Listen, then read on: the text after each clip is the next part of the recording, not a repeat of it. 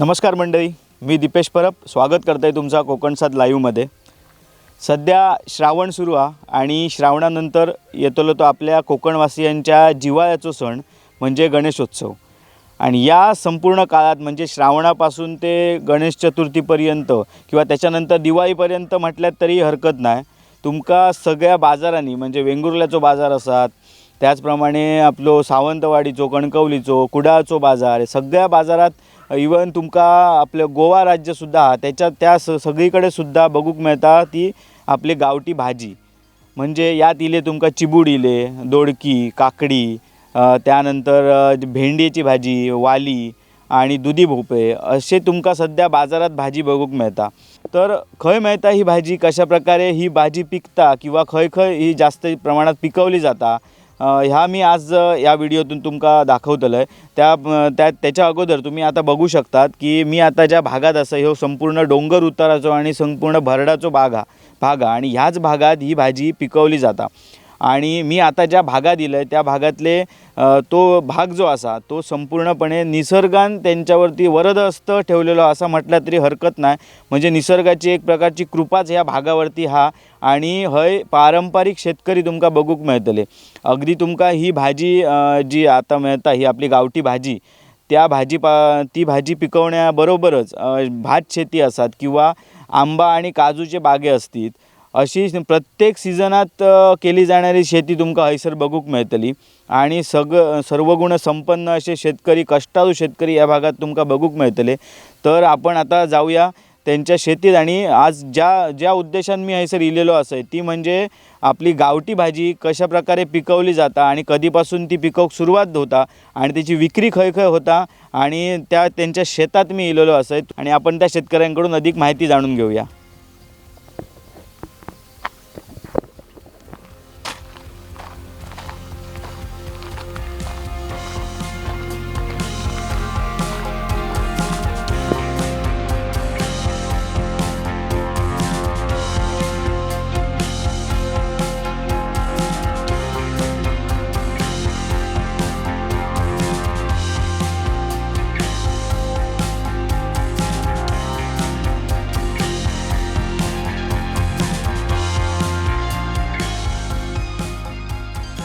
तर मंडळी, सगळ्यात पहिलं तुमका एक गोष्ट सांगायची म्हणजे मी ज्या आता भागात असे तो भाग म्हणजे वेंगुर्ले तालुक्यातील वेतोरे ह्यो गाव। निसर्गांचो वरदहस्त या गावावरती लाभलेलो हा। अनेक शेतकरी, कष्टाळू शेतकरी आणि पारंपरिक शेतकरी आपणाक ह्या ठिकाणी बघूक मिळतात। आणि वेतोरे ह्यो गाव आपणाक कुडाळ आणि वेंगुर्ला ह्याच्या सीमेवरती वेतोरे ह्यो गाव असा। आणि ह्या गावात ही जी भाजी असा आपली गावठी भाजी ही मोठ्या प्रमाणात पिकवली जाता। वेतोऱ्याबरोबरच आपणाक कुडाळचो जो पिंगुळी भाग आहे किंवा त्याच्या बाजूचे जो भाग असा ह्या भागातसुद्धा ही भाजी मोठ्या प्रमाणात बघूक मिळता।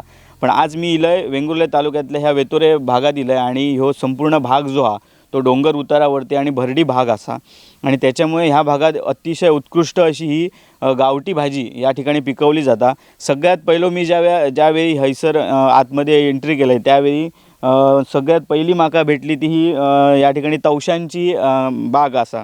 आणि तवशी म्हणजे सांगूक नको तुमका की कवळा तवसा खाऊची मजा काय असतेली। आणि तुम्ही बघू शकतात मी हयसर इलय आणि माझा पहिल्यांदाच इल्यानंतर माका जे शेतकरी असत त्यांच्यानी कवळा तवसा देऊन स्वागत केला। तर मी पहिलाच व्हिडिओच्या सुरुवातीकच कवळा तवसा खातोय म्हणजे एक खाऊची मजाच वेगळी आहे। कवळा तवसा बघल्यानंतर म्हणजे इच्छाच जाता की त्या तोडून खाऊची, पण मी त्यांची परवानगी घेतलं आणि त्यांच्यानी माका ह्या कवळा तवसा दिला। अप्रतिम शेतात जाऊन बागेतला कवळा तवसा काढून ती खाऊची मजा काही वेगळी जा। आणि ह्या तवसा खाल्यानंतर तुमका मी पुढची माहिती आपण त्यांच्याकडून जाणून घेऊया।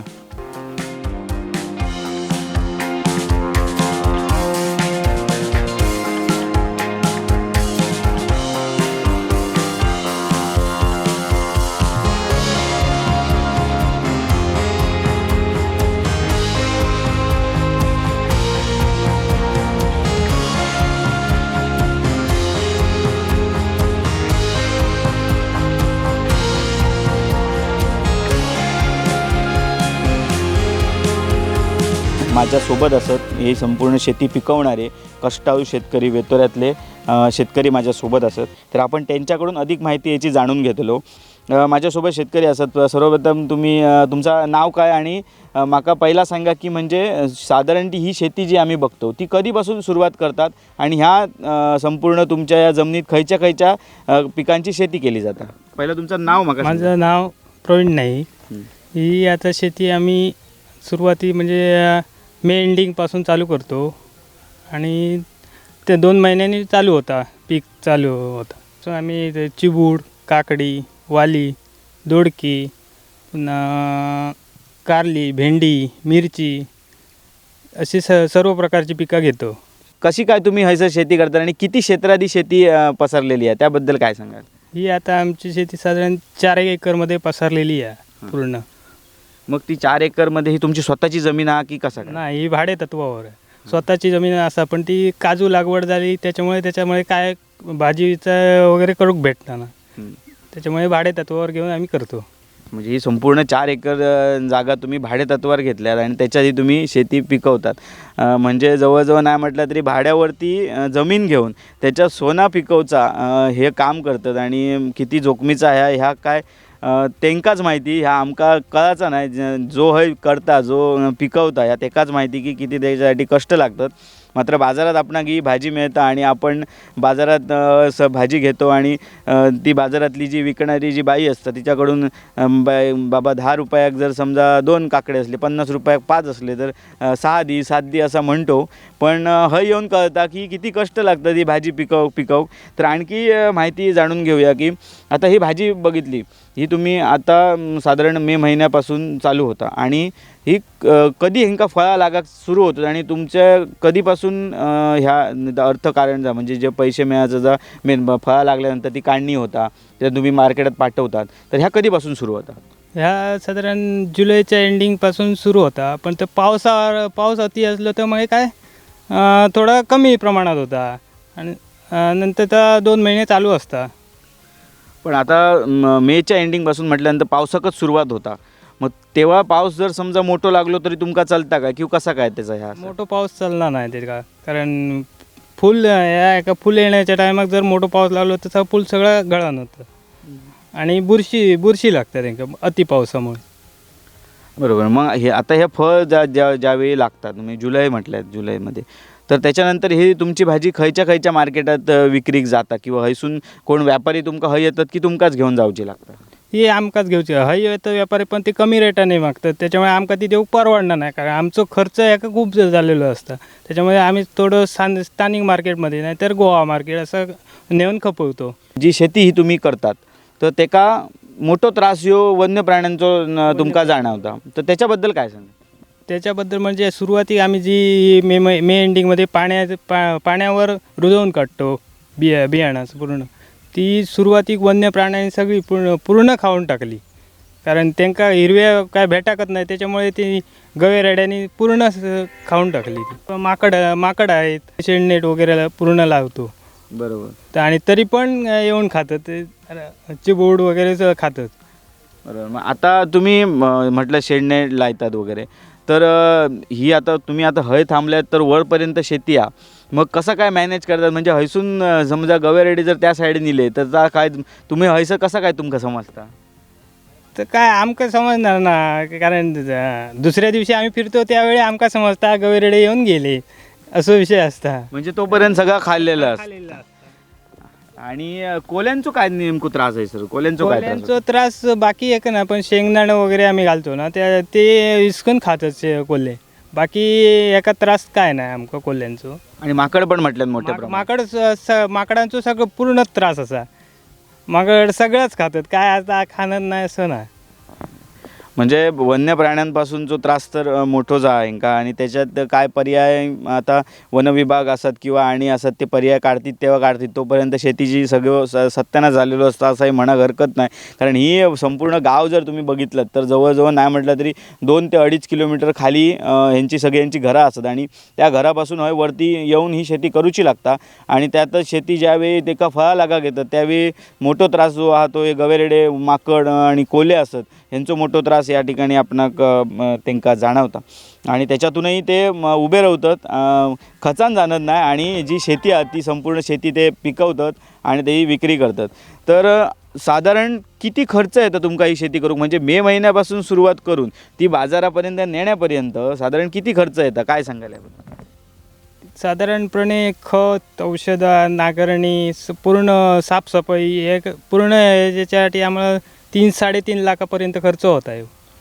3-3.5 लाखपर्यंत खर्च होता आणि ही काढल्यानंतर, भाजी काढल्यानंतर अंदाजे साधारण उत्पन्न किती मिळतं? उत्पन्न साधारण 4-1 लाखाचा भेटता. त्याच्यात आमका फायदो कायच नाही आहे याच्यात.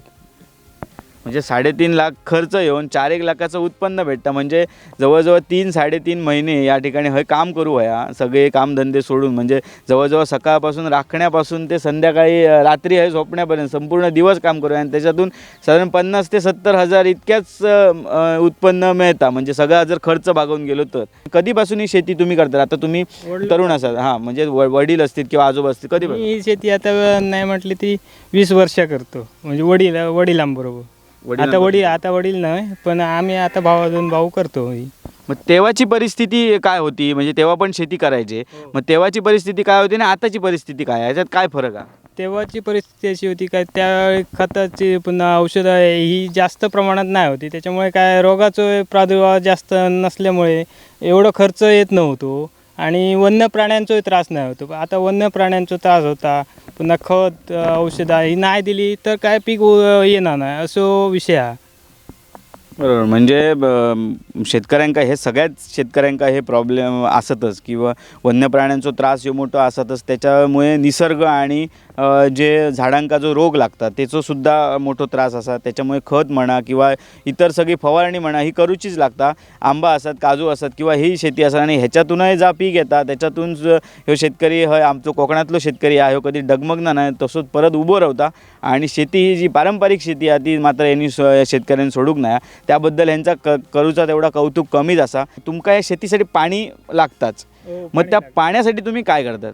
पाण्यासाठी काय सध्या या ठिकाणी बोर हा, पण ते जनरेटरवर चालू आहे. लाईट नाही. लाईट 6 महिने झाले अर्ज दिलं, पण अजून मीटर जोडणी झाली नाही. म्हणजे बघा, म्हणजे एक सांगायचं म्हणजे ऑलरेडी या शेतकऱ्यांका त्रास आहे सर असाच. म्हणजे कष्टही असत, कष्टातूनच या पिकं येतात, त्याच्यातच वन्य प्राण्यांचा त्रास असा आणि त्याच्यातच आता ह्यो MSCBचो ह्यो मोठो त्रास त्यांका असा. 6 महिने झाले अर्ज देऊन, तर अर्ज देऊन 6 महिने झाल्यानंतर सुद्धा ह्यांका जर हे लाईट मिळत नसत तर ह्या वीज वितरण MSCBचा ह्या मोठा दुःख असा की अशा शेतकऱ्यांका जर ह्यांच्यानी लाईट देऊची नसात तर कसो आपलो कोकणातलो शेतकरी समृद्ध होतलो, ह्यो मोठो प्रश्न या ठिकाणी निर्माण होता. कारण हे शेतकऱ्यांका काय ह्यांचे फेरये घालूक ह्यांका टाईम मिळणार नाही किंवा प्रत्येक वेळी तुमच्या ऑफिसात जावा बसा, कशाक मिळणार नाही, काय करणार नाही, ह्याच्यासाठी ह्यांका टाईम मिळणार नाही. हे शेती करतले का त्यांच्या पाठसून फिरतले, ह्यो मोठो प्रश्न निर्माण होता. असं असताना सुद्धा MSCBन काही तुमचे टेक्निकल प्रॉब्लेम असतील ते बाजूक ठेवून किंवा त्याच्यावर सोल्युशन काढून ह्या शेतकऱ्यांसाठी काहीतरी एक मार्ग निघण्याची गरज आहे. म्हणजे ह्यांका मुबलक पाणी मिळत, समजा पाऊस कमी पडलो तर ह्यांका ह्या पाणी हैसरून पंपान मिळत किंवा लाईट असल्यामुळे ह्यांका बोरवेलीतला पाणी मिळत, ह्यांच्यानी हे बोरवेलसुद्धा पाडले. पण अशा प्रकारे जर लाईट ह्यांका मिळत नसत आणि असं जर प्रॉब्लेम येत असतात तर ह्याच्यासाठी ही दुर्दैवाची गोष्ट नाही. ह्या MSCBच्या अधिकाऱ्यांनी ह्यावरती लक्ष द्यायचो. कारण या प्लॉटमध्ये 2 एकरमध्ये कलिंगण केला, पूर्ण सेंद्रिय. पण त्यामध्ये आमका सेंद्रिय त्या खतासाठी 70,000 रुपये खर्च आलो पूर्ण.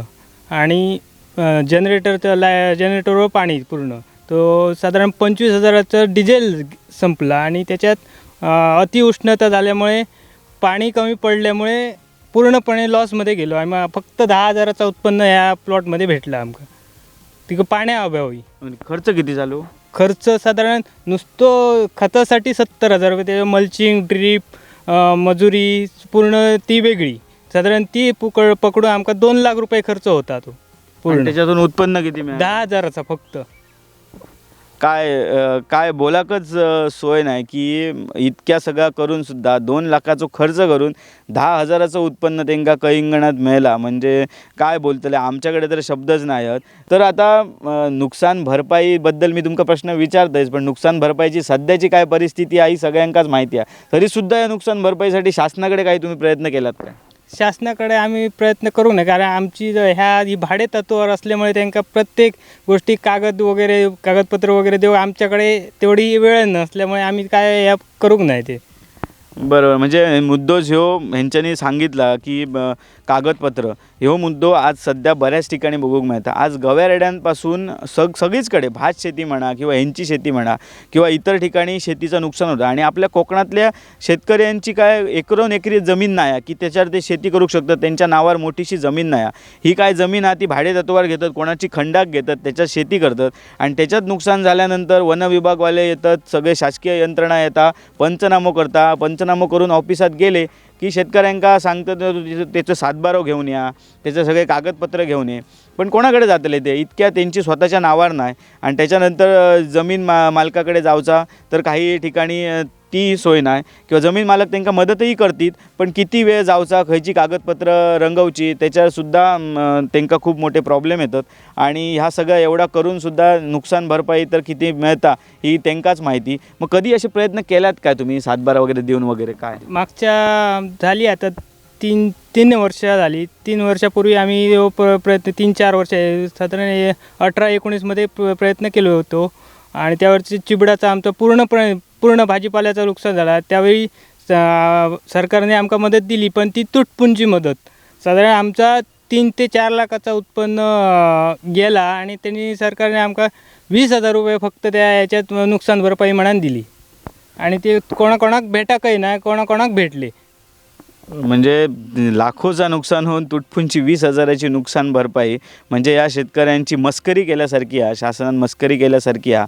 मग असे किती जण ह्याच वेतोळ्याच्या ह्या सड्यावरती शेती करतात? किती शेतकरी आहेत आणि साधारण किती एकरमध्ये ही सगळी शेती केली जाते? साधारण याच्यात पूर्ण याच्यात साधारण 200-300 शेतकरी आहेत. चिबूड काकडी वगैरे करणारे 200-300 शेतकरी आहेत. साधारण 500 एकरपर्यंत शेती केली जात आहे. या संपूर्ण सड्यावर 500 एकरपर्यंत शेती केली जातात. 200-300 शेतकरी असत. 500 म्हणजे आता ही तुमची आम्ही बघतो ह्याच्या पुढे पण आमका ह्या सगळी शेती असं काय? हो, या साईडिक तेंडोली आहे, या साईडिक पूर्ण आहे शेती. हां, म्हणजे आणि हां मी तुम्ही म्हटलं ती तेंडोली म्हणजे वेतोऱ्याचा ह्यो भाग आणखी अशाच प्रकारची शेती आपण खय खय बघूक मिळतं किंवा कुडाळ असा किंवा वेंगुर्ला ह्याच्यात खय खय बघूक मिळते? कुडामध्ये तेंडोली, माडेचेवाडी या साईडला होते. इकडे मठ, आडेली, खानोली या साईडला पण ही भाजीपाल्याची शेती करतात. साधारण कधीपर्यंत ही शेती तुम्ही करतात आणि कधीपर्यंत ही फळं असतात किंवा बाजारात कधीपर्यंत जातात? ही आता बाजारात साधारण ऑक्टोबर एंडिंगपर्यंत असतात थोडी. आणि त्याच्यानंतर म्हणजे ऑक्टोबर झाल्यानंतर तुम्ही परत तुमचं काय कामधंदा असतो किंवा त्याच्या ऑक्टोबर नंतर खायची शेती करतात? ऑक्टोबर नंतर आम्ही आता कळिंगण करतो, पण ती पाण्याअभावी आम्ही थोडक्या प्रमाणात करतो. ती म्हणजे जशी अगोदर करू होतात तशी नाही करू. पाणी कारण डिझेल जनरेटरवर असल्यामुळे डिझेल खूप लागतात, त्याच्यामुळे थोडक्या प्रमाणात साधारण एकरभर क्षेत्रामध्ये आम्ही करतो. म्हणजे ती ऑक्टोबरपासून ती शेती कधीपर्यंत जातं साधारण? ती साधारण डिसेंबर एंडिंगपर्यंत होता. डिसेंबर एंडिंगपर्यंत. आणि नंतर डिसेंबरपासून पुढे तुमका मे महिन्यापर्यंत म्हणजे ही मे महिन्यात तुम्ही चालू करतात. मग डिसेंबरपासून मे महिन्यापर्यंत खायची शेती करतात? त्याच्यानंतर काजू. हां, म्हणजे तो काजूचं सीझन त्यावेळी असतं, आंबा काजूचं सीझन असतं. म्हणजे वर्षाचे 12 महिने तुम्ही संपूर्ण शेतीतच असतात. असतो. म्हणजे सगळे सीझन ह्या ठिकाणी सगळी पिकं घेतली जातात पूर्ण. सकाळी पुन्हा उठून बाजाराला बाजारापासून येऊन पुन्हा शेतीमध्ये. म्हणजे तुम्ही भाजी घेऊन बाजारात काय तुम्ही जाता? बाजारात आम्हीच जातो स्वतः जातात. ओके. आणि मग गोव्यात कशी काय भाजी तुम्ही? गोव्यात आम्हीच पाठवतो, म्हणजे भाऊ जाता घेऊन.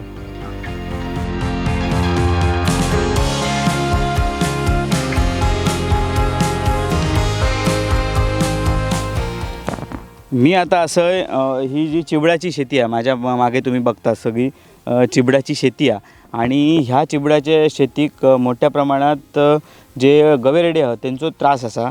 तुम्ही हे बघू शकतात, मी दाखवते ही गवेरेड्यांची हे पावलं असत. बघा ही संपूर्ण ही पावलं आहेत, ही गवेरेड्यांची पावलं आहेत आणि असे हे गवेरेडे सगळ्या ह्या चिबडाच्या शेतात फिरतात आणि हे चिबूड खातात, त्याचे वेल खातात. त्याच्यामुळे एकदा पहिलं वेल खाल्यानंतर ते काय चिबूड लागणारच नाही आणि काहीतरी चुकान चिबूड समजा लागलोच तर तो चिबूड इथे नंतर येऊन खाऊन जातात. आणि माझ्यासोबत नाईक असतात तर हे दाखवतात.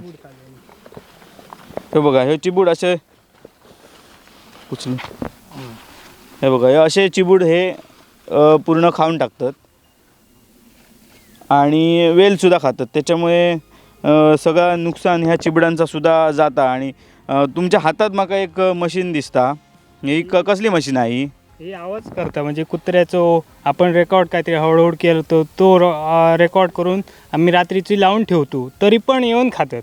या आवाज चालू असता आमच्या खोपीमध्ये ठेवतो मशीनी, तरी पण येऊन खातात ते. साधारण काय किंमत आहे या मशीनीची? ह्या मशीनीची किंमत 1000 रुपये आहे. 1000 रुपये. हो. आणि ही मशीन लावून सुद्धा काय उपयोग नाही. म्हणजे शेती हा का मोठी खूप एकरात शेती पसरलेली आहे. इतक्या एकर शेतात पूर्ण याच्यात प्रत्येकानं आता ही मशीन घेतली आहे. प्रत्येकाकडे ती बघा त्यांच्या पण हातामध्ये ती मशीन आहे. म्हणजे सगळ्यांकडे ही मशीन हा, पण मशिनीचा काय उपयोगच होणार नाही. आणि शेतकरी ही एवढ्या एकरात ही शेती पसरलेली असताना खय खय मनान लक्ष दितले ह्या मोठा हा. ह्याच्यासाठी निश्चितच काहीतरी प्रयत्न हे वन विभागान करण्याची गरज आहे, ठोस प्रयत्न करण्याची गरज आहे. कारण ही शेती जर असेच जर त्रास होऊ लागलो तर हे शेतकरी कंटाळून शेती कमी करतले आणि मग ही भाजी बाजारात देऊची कमी जातली. त्याच्यामुळे ह्या शेतकऱ्यांना काहीतरी पाठबळ देण्याची गरज आहे. आणखी एक तुम्ही म्हटलात की माशीपासून सुद्धा रक्षण करूचा लागतं आहे शेतीचा, की फुलमाशी वगैरे असतात ते. फळमाशी, पुन्हा तुडतुडे म्हणजे पूर्ण पानावरपासून पूर्ण पानातलं रस शोषण करतात. त्याच्यामुळे झाडाची वाढ लागतं पूर्ण.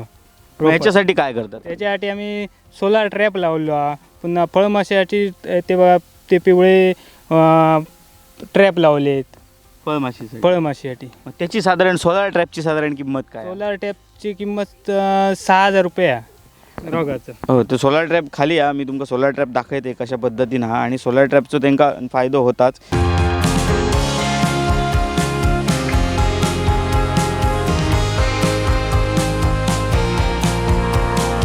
तर तुम्ही ह्या बघतात ही फळमाशांपासून रक्षण करण्यासाठी ह्या बसवलेला हा.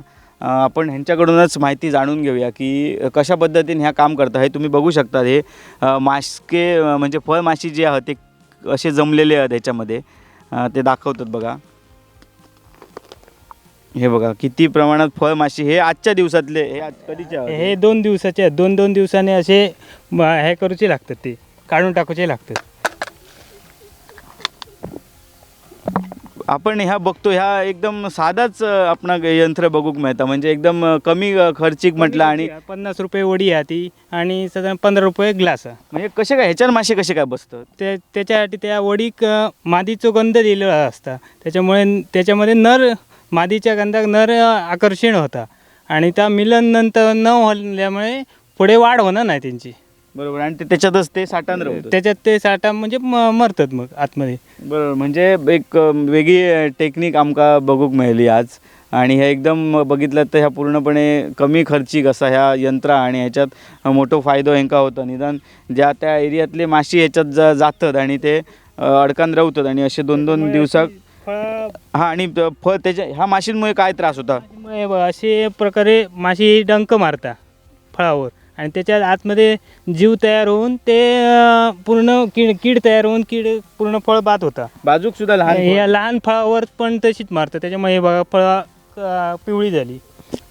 म्हणजे ह्याच्यामुळे ती फळांची वाढ होणार नाही किंवा अशी कीड लागतात. आणि तो सोलार ट्रॅप म्हटल्यात तो कसो काय तो आमका जरा दाखवा. तर मगाशी सांगितल्याप्रमाणे ह्या तुम्ही हे बघतात सोलार ट्रॅप असा.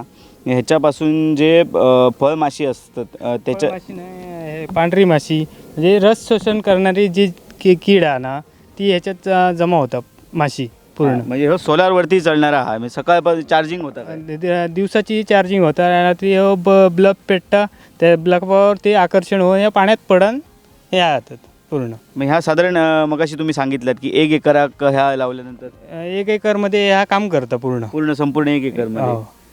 निश्चितच ह्या. आणि असे खर्च सुद्धा या शेतकऱ्यांका खर्च कमी होता. फवारणी याच्यामुळे कमी होता. म्हणजे तुम्ही बघतात की अशा प्रकारची सुद्धा यंत्रा ही ह्यांका बसवची लागतात. आणि हेका सुद्धा खर्च हे असा असतं. त्याच्यामुळे मंडप पूर्ण, त्याच्यासाठी नायलॉन पूर्ण, हे आता जाळं याच्यासाठी म्हणजे शेती मगाशी म्हटल्याप्रमाणे आमका ही शेती बघता हिरवीगार शेती आमका दिसता, पण ह्याच्यासाठी जे काय सगळंच हे सोलार ट्रॅप मगाशी म्हटलं तर आपण फळमाशीचो तो ट्रॅप असतात किंवा ही जाळी असती किंवा मगाशी जी आपण बघितली संपूर्ण लागवडमध्ये जी जाळी असती एका मोठो खर्च ह्यो येता आणि ह्या खर्चातून सुद्धा हे सगळं हे नंदनवन फुलयतं.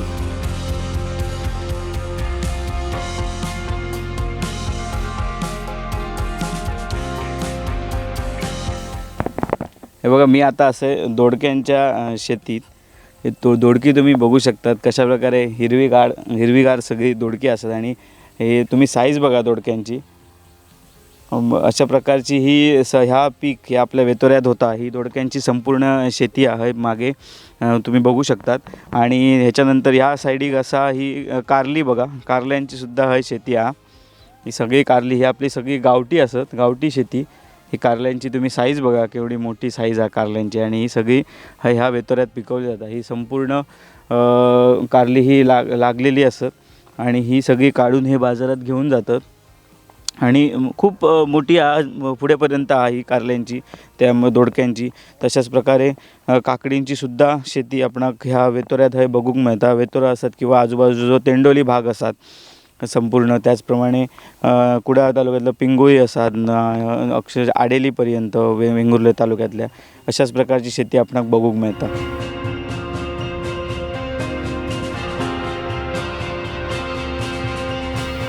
मी ह्या दोडक्यांच्या शेतीत असे आणि माझ्याबरोबर दुसरे शेतकरी असत. मगाशी एका शेतकऱ्यांबरोबर आपण सगळी माहिती घेतली आणि मी दुसऱ्या शेती दिलेल्या आहे ह्या वेतोऱ्यातच बाजूकच असं शेती ही.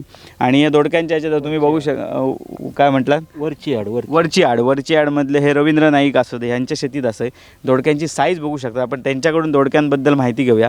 हिरवीगार दोडकी दिसतात, शेवटी तुमच्याकडे बघून वाटतं कष्ट हे असतच ते का पर्याय नाही.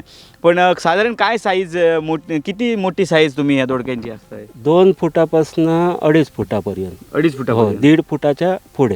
1.5 फुटाच्या पुढे सगळी दोडक्यांची size. फुटापासून ते 2.5 फुटापर्यंत ही दोडकी होतो म्हणजे मापली तर. आणि साधारण आता सध्या जो रेट काय आहे दोडक्यांचा बाजारात? सध्याचं म्हणजे शेतकऱ्याक तर सांगासारख्याच नाही. सांगायचा म्हणजे वस्तू ती 2-4 दिवसापूर्वी 2 रुपयां रेट होतो.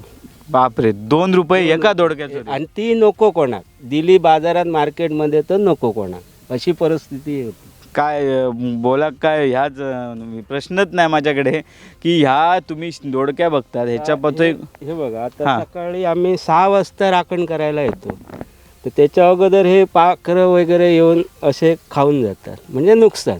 त्या नुकसान ह्या असतातच आणि त्या बाजारात गेल्यावर आणखी नुकसान. आणि 2 रुपये ही दोडकी 2 रुपयाच्या दरान जातात म्हणजे ह्याच्यापेक्षा दुःख या मोठा काय नाही. हे बांबू किंवा रशी ह्याचा जो खर्च आहे शिपणं वगैरे ह्याच्यात जो आमचा मेंटेनन्स खर्च म्हणजे मजुरी पण उभी होणार नाही म्हणजे दरामुळे उत्पन्न येतं पण दरामुळे हे होत नाही. नेमक्या ह्या दराचं काय कारण आता आपण एक दुसरे शेतकरी आहेत त्यांच्याकडून जाणून घेतलोच.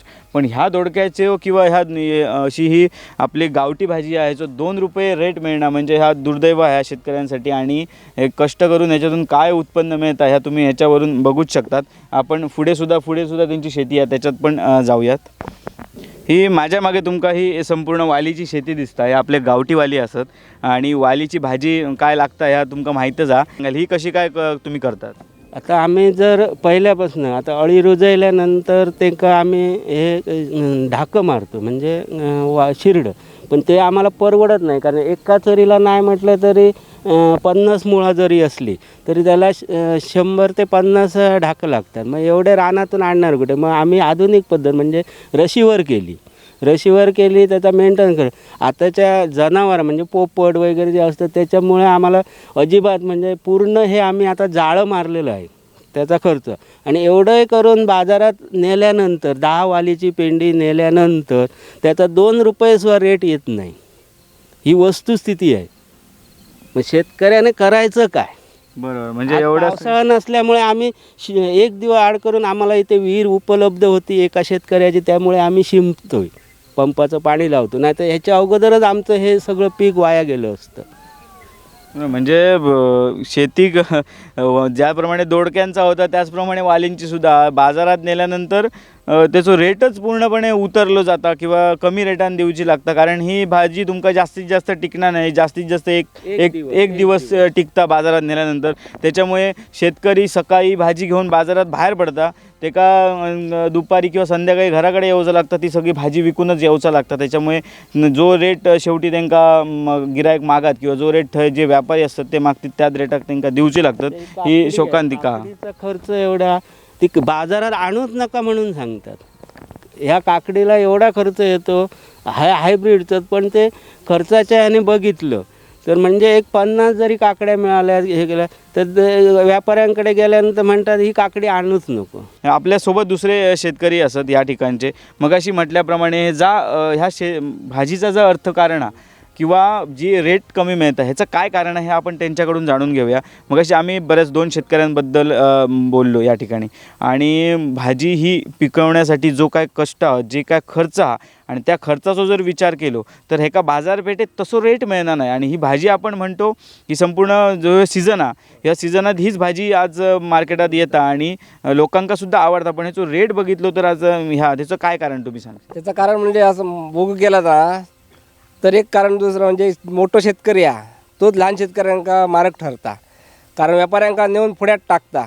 माझे 100 चिबूड असं हे 150 घे, हे 150 तू खपो का. तो संध्याकाळी काय म्हणता, जरी 50 चिबड्यात तिने आपलं सगळं कवर केलेलं असलं ना तरी म्हणतो का माझा काय भागांग नाही याच्यात, हे एवढे घेऊन जा का. तो मोठो शेतकरी घेऊन येता पण त्याच्यात बारको चिराडलो जाता.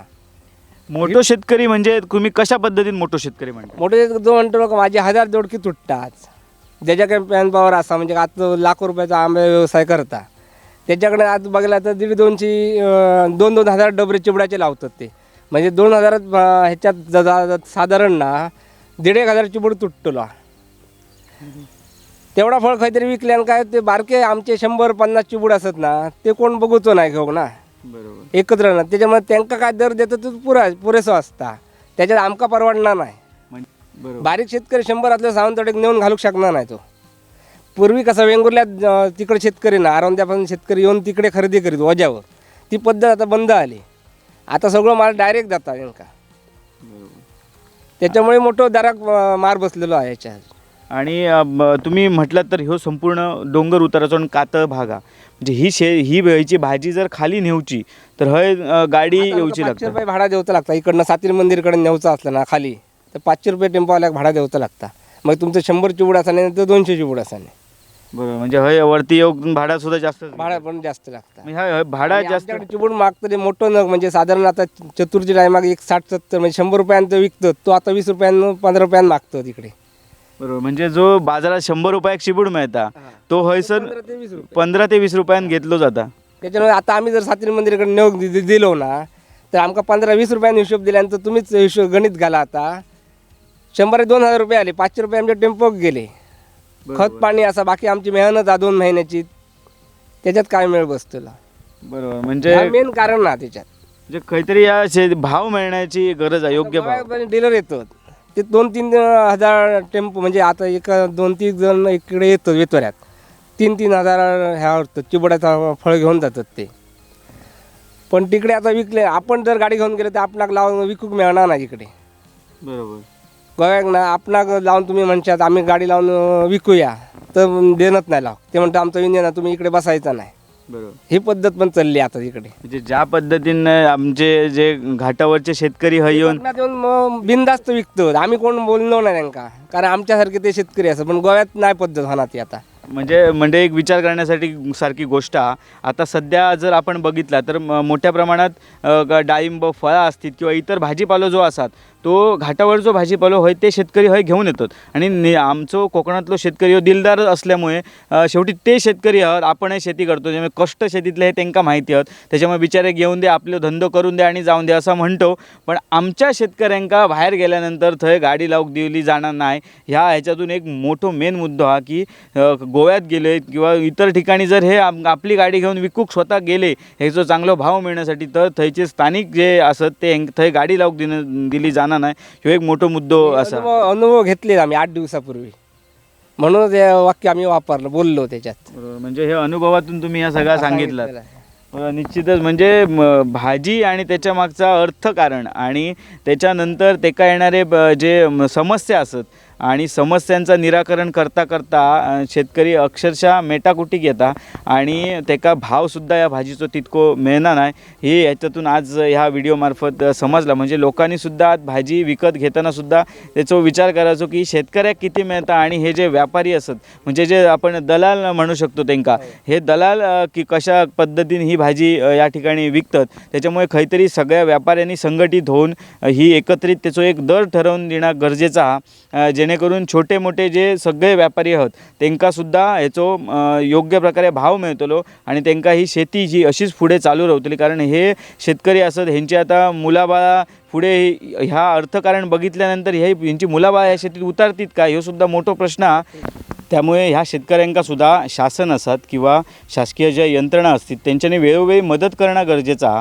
कोणाकडे हात पसरणार नाही. आपले कोकणातले शेतकरी असत हे कधीच वाकाचे नाही, कोणाकडे मागाचे नाही. जा काय असतात आपल्या जा काय मिळतात त्याच्यात सुख मानणारे आणि त्याच्यातही आपलं सण उत्सव साजरे करणारे हे आपले कोकणातले शेतकरी असत. तर शासनान काहीतरी किंवा शासकीय यंत्रणेन काहीतरी ह्यांका पाठबळ देण्याची गरज आहे. ह्यांचे जे समस्या असतात त्याच्यात मार्ग काढण्याची गरज आहे. कारण लाईट असा मगाशी त्यांच्यानी म्हटलं म्हणजे लाईटची हैसर मोठी गरज आहे त्यांका आणि कुठेतरी MSCBीन ह्या लक्षात घेऊन या ठिकाणी सर्वे करून जे काही टेक्निकल जे मुद्दे असतात किंवा जो काही असतात त्यांच्यासाठी निधी खर्च करून लोकप्रतिनिधी याच्यासाठी प्रयत्न करून त्यांना या ठिकाणी लाईट उपलब्ध करून देऊची, जेणेकरून ही शेती ही जी आपल्या कोकणाची जी परंपरा हा ही अशीच ठिकाण राहण्यासाठी सुद्धा प्रयत्न करणं गरजेचं आहे.